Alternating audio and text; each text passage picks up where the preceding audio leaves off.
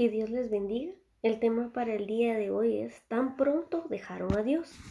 Y esto basándonos en Gálatas capítulo 1 versículos 6 al 10. Según lo que nos enseña Pablo acerca de que solo hay un camino verdadero. Y para esto vamos a leer en el nombre del Padre, del Hijo y del Espíritu Santo. Dice así: Estoy horrorizado de que ustedes estén apartándose tan pronto de Dios, quien nos llamó a sí mismo por medio de la amorosa misericordia de Cristo.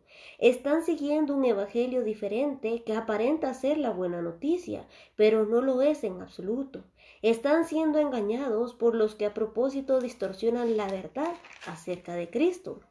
Si alguien, ya sea nosotros o incluso un ángel del cielo, les predica otra buena noticia diferente de la que hemos predicado, que le caiga la maldición de Dios. Repito lo que ya hemos dicho. Si alguien predica otra buena noticia distinta de la que ustedes han recibido, que esa persona sea maldita. Queda claro que no es mi intención ganarme el favor de la gente, sino el de Dios. Si mi objetivo fuera agradar a la gente, no sería siervo de Cristo. Entonces, Pablo les empieza a predicar a los Gálatas y empieza a decir: estoy horrorizado, en otra versión dice: estoy maravillado, estoy asombrado de que tan pronto se hayan apartado de Dios. Y cómo estas personas se habían apartado de Dios acerca del Evangelio. Habían quienes distorsionaban el Evangelio acerca de Cristo. ¿Y cómo distorsionaban este Evangelio? Algunos predicaban que para ser salvos necesitábamos cumplir las exigencias de la ley, necesitábamos, por ejemplo, la circuncisión. Algunos creían esto. Otros creían que todos los caminos llevaban a Dios, que cualquier camino que escogiéramos nos iba a llevar a Dios mediante solo dijera: este camino lleva a Dios. Pero Pablo nos enseña que no es así, y conforme a la Escritura lo vamos a ir aclarando.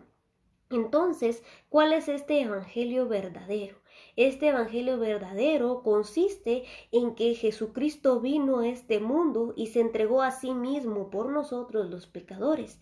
Y cuando nosotros lo aceptamos y lo reconocemos y nos sentimos mal y nos arrepentimos por nuestros pecados, Dios nos acepta y nos perdona. Y desde ese momento obtenemos la salvación.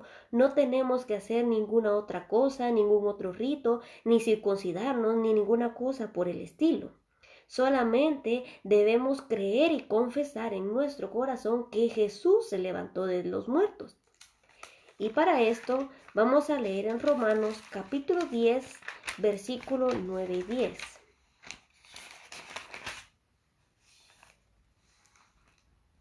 Dice así: Si declaras abiertamente que Jesús es el Señor y crees en tu corazón que Dios lo levantó de los muertos, serás salvo, pues es por creer en tu corazón que eres declarado justo a los ojos de Dios, y es por declarar abiertamente tu fe que eres salvo. Entonces, al creer y confesar al Señor Jesucristo, obtenemos la salvación, y a través de la Escritura lo podemos confirmar. Cualquier otro evangelio, cualquier otra forma que nos quieran pretender hacer para adquirir la salvación es distorsión del evangelio. Y Pablo dice que si algún ángel o alguna otra persona predica un evangelio diferente a este, sea anatema. ¿Y qué es anatema? Maldición. Entonces debemos procurar leer las Escrituras para no ser engañados y entender cuál es este camino. Ahora bien, también Pablo habla de que solo hay un camino verdadero, y este camino es Jesús. Cualquier otro ángel, cualquier otro que siga a una persona o a otro personaje está distorsionando este evangelio, porque es solo mediante Jesucristo que podemos ser salvos, y Él es el único camino. Vamos a ir a Hechos capítulo 4 versículo 11 y 12. Hechos 4, 11 y 12 dice así: Pues es Jesús a quien se refieren las Escrituras cuando dicen: la piedra que ustedes, los constructores, rechazaron, ahora se ha convertido en la piedra principal.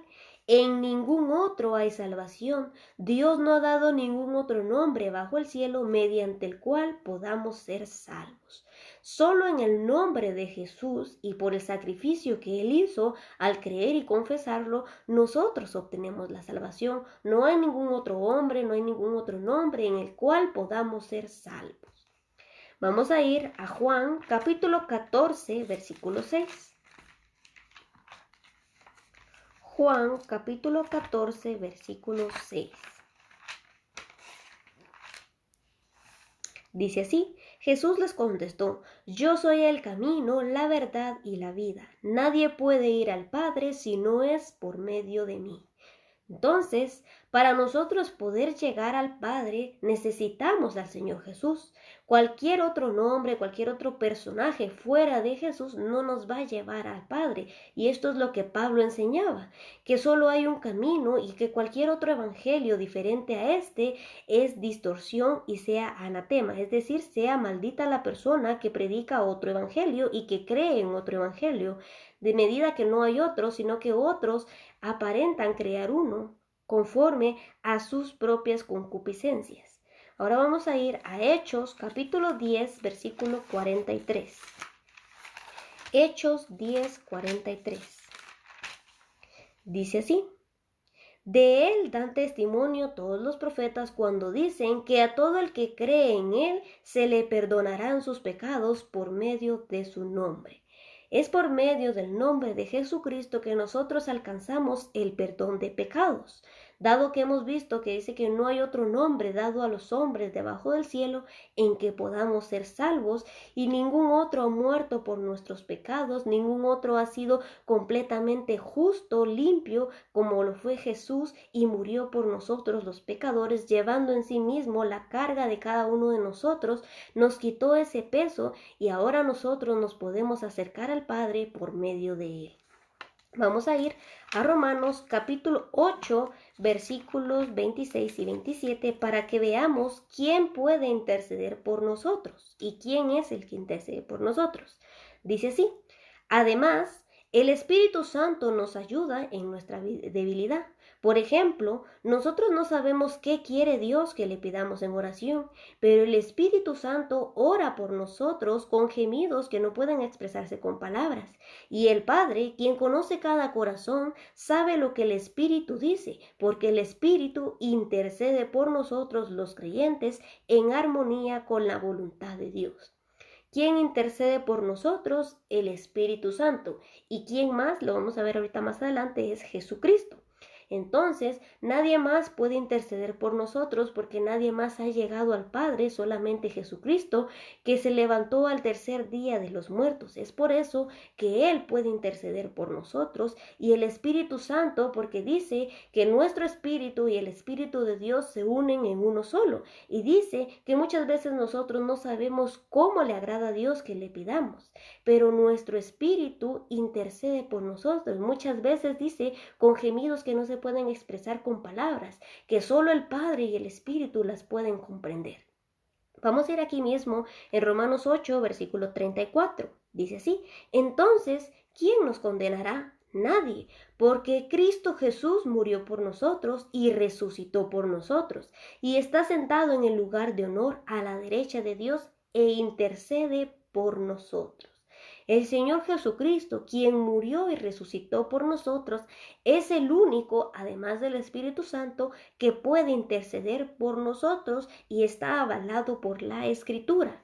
Cualquier otra persona, ya sea en nombre de ángel o en nombre de un apóstol, no puede interceder por nosotros porque no murió ni resucitó por nosotros, ni está unido al Espíritu Santo de Dios para que pueda entender lo que el Padre y el Espíritu hablan en sí.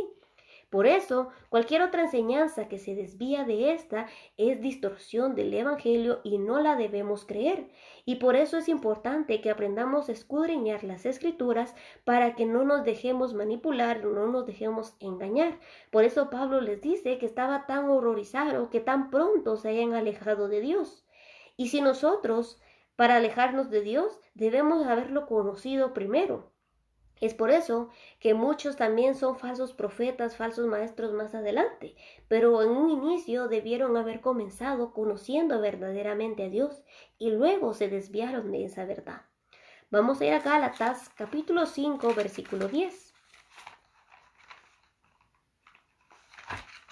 Gálatas capítulo 5, versículo 10. Dice así: confío en que el Señor Jesús los guardará de creer falsas enseñanzas. Dios juzgará a la persona que los está confundiendo, sea quien fuere. Debemos encomendarnos y la Biblia nos demanda orar los unos por los otros. Y Pablo constantemente intercedía por el pueblo del Señor. Así también nosotros como creyentes debemos orar por los creyentes en todo el mundo para que ninguno de nosotros caigamos en falsas enseñanzas, en falsas doctrinas, en falsos evangelios que nos pueden llevar a alejarnos de Dios y por causa de esto nos lleven a tropezar. Dice que estas personas Dios las juzgará porque están confundiendo, sea quien fuera la persona, sea quien sea, como se haga a llamar, qué título tenga, no importa. Si está predicando otro evangelio, Dios le juzgará, pero nuestro deber es reconocer y apartarnos. También la Escritura nos manda a escudriñar todos los espíritus, porque no todos los espíritus provienen de Dios, y por eso nos dice que los debemos escudriñar para no ser engañados. ¿Y cómo vamos a conocer qué espíritu verdaderamente procede de Dios? Cuando tenemos al Espíritu Santo dentro de nosotros y el Espíritu conoce lo que proviene de Dios. Segunda de Corintios, capítulo 11, versículos 13 al 15. Segunda de Corintios, capítulo 11, versículos 13 al 15. Dice así: estos individuos son falsos apóstoles, son obreros engañosos que se disfrazan de apóstoles de Cristo. Pero no me sorprende para nada, aún Satanás se disfraza de ángel de luz. Así que no es de sorprenderse que los que le sirven también se disfracen de siervos de justicia. Al final recibirán el castigo que sus acciones perversas merecen. Entonces dice que estos individuos, aunque sigan engañando, aunque sean apóstoles, debemos reconocerlos, debemos conocer sus actitudes. Y el Señor Jesucristo en una parábola dijo que aprendiéramos de los árboles, porque dijo que un árbol se conoce por su buen fruto y un árbol malo se conoce por su mal fruto. Así las personas se reconocen por sus acciones. Si una persona está actuando mal, esa persona es injusta a los ojos de Dios. Pero si una persona está actuando de la manera que a Dios le agrada, esa persona es justa a los ojos de Dios. Por eso dice que a Pablo no le sorprende que estas personas se disfracen como personas de justicia, porque aún Satanás, siendo él, Satanás se disfraza como ángel de luz para engañar. Tampoco es de extrañarse que estas personas se disfracen como siervos de justicia, no siéndolos.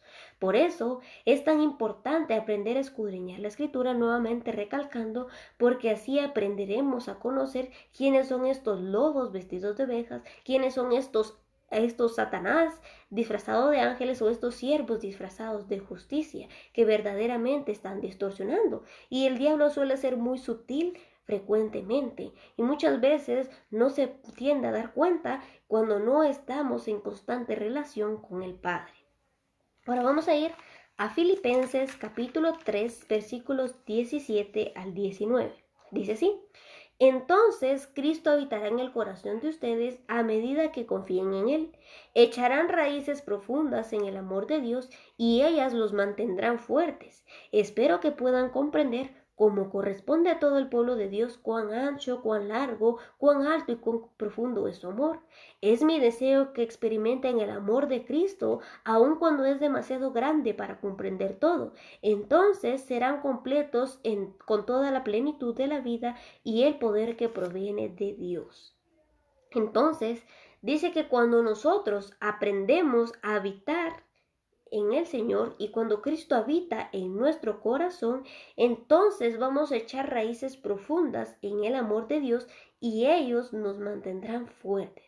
El amor de Dios hacia nosotros y nuestro amor hacia Dios es el que nos va a ayudar a mantenernos firmes, a mantenernos fuertes ante cualquier circunstancia, ante cualquier mentira, ante cualquier falso profeta, falso maestro, cualquiera que quiera venir y engañarnos, no podrá, porque el amor de Cristo nos ha cubierto, porque hemos entendido mediante el amor de Cristo cuál es la verdad. ¿Y quién es esa verdad? Jesucristo.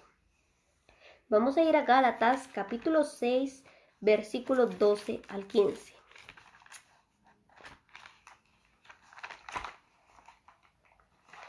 Gálatas capítulo 6, versículos 2 al 15 dice así: los que tratan de obligarlos a circuncidarse lo hacen para quedar bien con otros. No quieren ser perseguidos por enseñar que solo la cruz de Cristo salva.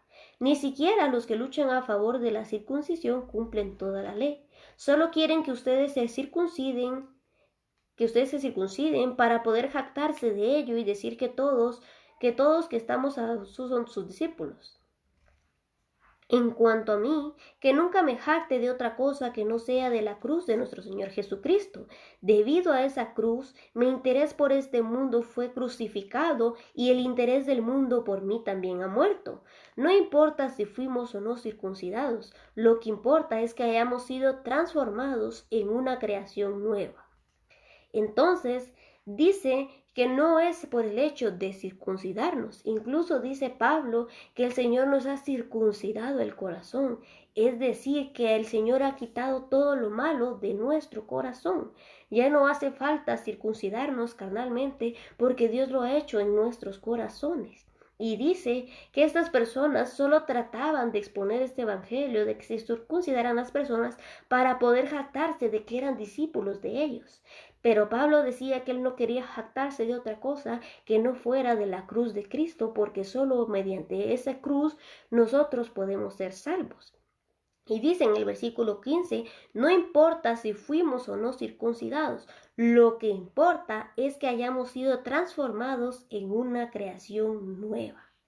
Si no fuimos transformados en una creación nueva, es decir, si no hemos muerto, como dice Pablo, que él murió a los deseos del mundo, su interés por este mundo fue crucificado y el interés del mundo por mí también ha muerto.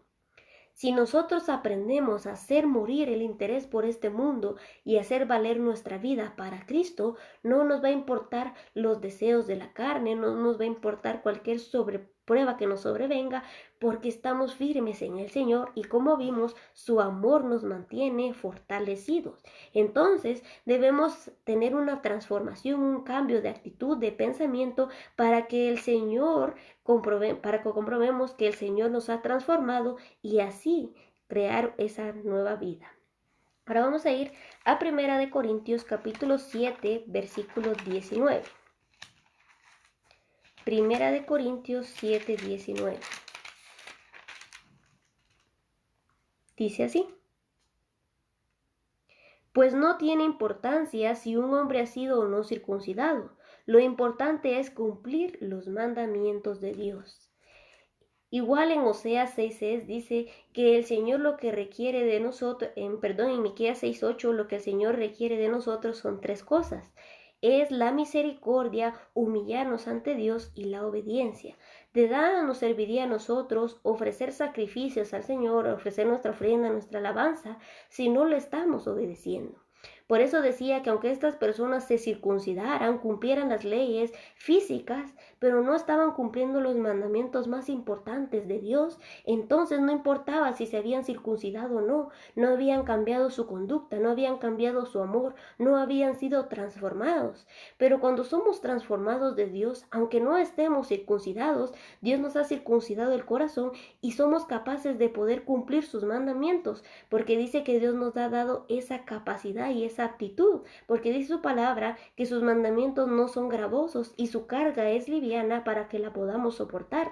Incluso el Señor Jesús dijo que cualquiera que le quisiera seguir, que tomara su cruz y le siguiera. Cada uno de nosotros lleva una cruz de diferente tamaño, de diferente carga, pero cada uno es responsable de una cruz que lleva y esa cruz es la que vamos cargando día con día. Incluso dice la palabra que los que somos más fuertes debemos ayudar a los que son más débiles a llevar las cargas los unos de los otros y así poder cumplir lo que el Señor manda. A lo mejor un mandamiento que el Señor me está dando para mí es más fácil de cumplir, pero a mi hermano le es difícil. Yo, que lo he cumplido con mayor facilidad, lo debo ayudar. Y a lo mejor mi hermano está cumpliendo otro que le es más fácil, pero a mí se me dificulta. Mi hermano me ayudará en esa área. Y así los unos a los otros nos vamos ayudando a que vayamos creciendo cada vez y acercándonos cada vez al Señor. Gálatas capítulo 2, versículo 20.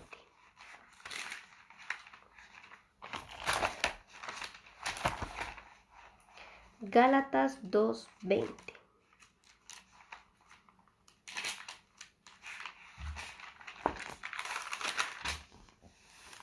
Dice así: mi antiguo yo ha sido crucificado con Cristo. Ya no vivo yo, sino que Cristo vive en mí. Así que vivo en este cuerpo terrenal confiado en el Hijo de Dios, quien me amó y se entregó a sí mismo por mí. Yo no tomo la gracia de Dios como algo sin sentido, pues si cumplir la ley pudiera hacernos justos ante Dios, entonces no habría sido necesario que Cristo muriera. Entonces dice que nosotros ya no vivimos para nosotros mismos, sino que debemos vivir para Cristo. Ya sea que estemos viviendo aún en pruebas, que estemos viviendo en dificultades o que estemos gozando de paz o tranquilidad, debemos aprender a vivir para Cristo y confiar de que si morimos o si vivimos somos del Señor. Esa confianza, esa convicción era la que Pablo tenía y decía: si yo vivo o si yo muero, soy del Señor. Y así nosotros también tener esa convicción, esa fe de que si morir para Cristo es ganancia. Porque decía: para mí el vivir es Cristo y el morir es ganancia. ¿Cuántos podemos decir así, que el vivir es Cristo y el morir es ganancia? Pero muchos aún tienen miedo de la muerte. ¿Por qué? Porque en su fondo, en su corazón, saben que no están agradando al Señor y les preocupa saber a dónde irá su alma. Pero cuando nosotros estamos confiados en que nuestra vida le pertenece al Señor, no importando en qué momento, si viene Cristo o si viene la muerte, sabemos que nos vamos con Él, porque estamos obedeciéndole, porque hemos sido justificados por medio de Jesucristo y porque estamos en una nueva creación. Romanos 5:20 al 21. Romanos capítulo 5, versículo 20 al 21 dice así: la ley de Dios fue entregada para que toda la gente se diera cuenta de la magnitud de su pecado, pero mientras más pecaba la gente, más abundaba la gracia maravillosa de Dios. Entonces, así como el pecado reinó sobre todos y los llevó a la muerte, ahora reina en cambio a la gracia maravillosa de Dios, la cual nos pone en la relación correcta con Él y nos da como resultado la vida eterna por medio de nuestro Señor Jesucristo. Entonces dice que la ley había sido entregada primeramente a los israelitas para que ellos se dieran cuenta de que estaban pecando tan grandemente. Incluso Pablo dice que la ley fue decretada debido a su necio corazón. Y dice que mientras más abundaba el pecado, más abundaba la gracia del Señor. Y así como el pecado reinó sobre todos y los llevó a la muerte, ahora reina en cambio la gracia maravillosa de Dios, la cual nos pone en la relación correcta con Él y nos da como resultado la vida eterna. Debemos tener una relación correcta con Él, y para obtener esta relación correcta en Dios debemos aprender a caminar como Jesús anduvo. Vamos a leer aquí más adelante en Romanos capítulo 6 del 1 al 8. Ahora bien, dice: ¿deberíamos seguir pecando para que Dios muestre más y más su gracia maravillosa? Por supuesto que no. Nosotros hemos muerto al pecado. Entonces, ¿cómo es posible que sigamos viviendo en pecado? ¿O acaso olvidarán que cuando fuimos unidos con Cristo Jesús en el bautismo, nos unimos a Él en su muerte? Pues hemos muerto y fuimos sepultados con Cristo mediante el bautismo, y tal como Cristo fue levantado de los muertos por el poder glorioso del Padre, ahora también podemos vivir una nueva vida. Dado que fuimos unidos a Él en su muerte, también seremos resucitados con Él. Sabemos que nuestro antiguo ser pecaminoso fue crucificado con Cristo para que el pecado perdiera su poder en nuestra vida. Ya no somos esclavos del pecado, pues cuando morimos con Cristo fuimos liberados del poder del pecado. Y dado que morimos con Cristo, sabemos que también viviremos con Él. Pablo conocía la intención de cada persona, por eso les dice que el hecho de que existiera la gracia del Señor, o que él había dicho que porque el pecado había abundado, sobreabundó la gracia del Señor, no quería decir que nosotros debemos pecar para que siga abundando la gracia del Señor. No, dice en el versículo 1, ¿deberíamos seguir pecando para que Dios nos muestre más y más su gracia maravillosa? Por supuesto que no. Nosotros hemos muerto al pecado. Entonces, ¿cómo es posible que sigamos viviendo en pecado? Nosotros hemos adquirido una nueva naturaleza en Cristo. Hemos sido muertos al pecado.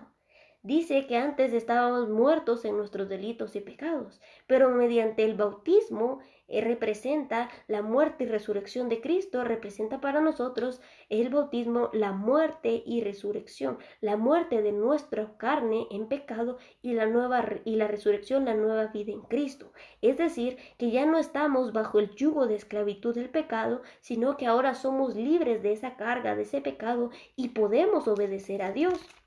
Y dice en el versículo 8, y dado que morimos con Cristo, sabemos que también viviremos con Él.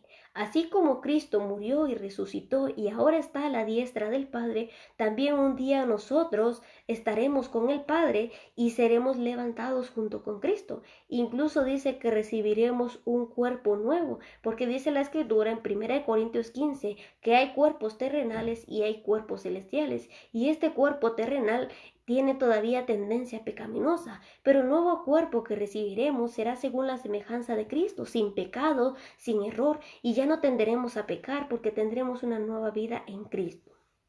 Ahora vamos a ir a Colosenses capítulo 2, versículo 7 y 8. Colosenses capítulo 2, versículos 7 y 8. Dice así: Arráiguense profundamente en Él y edifiquen toda la vida sobre Él. Entonces la fe de ustedes se fortalecerá en la verdad que Él les enseñó y rebosarán de gratitud. No permitan que nadie los atrape con filosofías huecas y disparates elocuentes que nacen del pensamiento humano y de los poderes espirituales de este mundo y no de Cristo. Tal como Dios tiene poder y hace milagros, hace sanidades, también Satanás tiene poder, limitado, pero tiene poder. Y dice que no nos debemos dejar engañar por cualquiera que quiera venir con filosofías huecas, en otros dice con sutilezas huecas y disparates elocuentes, que por más que parezca la verdad o que tenga mucho parecido a la verdad, no lo es. Y dice que estos nacen del pensamiento humano y de los poderes espirituales de este mundo y no de Cristo. Hay poderes espirituales que no provienen de Dios, los cuales ni los debemos practicar, ni los debemos de incluso intentar conocer, porque el pueblo de Israel, por intentar conocer la brujería, la hechicería, los poderes del ocultismo, entonces se metieron en cosas que al Señor no le agradaba. Algunos de ellos pecaron, hicieron pasar a sus hijos por el fuego y muchas otras cosas que a Dios no le agradan. Así, el diablo sigue obrando en esta actualidad. Muchas veces hace señales maravillosas, milagros, sanidades, da a las personas muchos favores, pero no proviene de Dios. Y el fin de estas personas será por siempre destituidos de la gloria de Dios.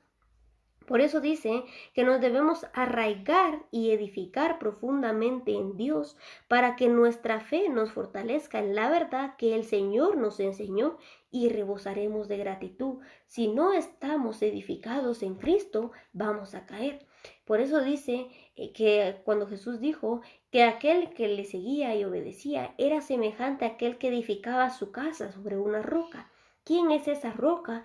Es Cristo. Y Pablo nos enseña, al igual que Pedro, que somos como un edificio, nosotros somos una piedra que vamos siendo edificados en Cristo. Cristo es el fundamento y nosotros como creyentes, cada quien que va creyendo en Cristo va agregándose a ese edificio, sobre edificándolo a medida que nos vamos incorporando, así como somos también partes del miembro del cuerpo de Cristo.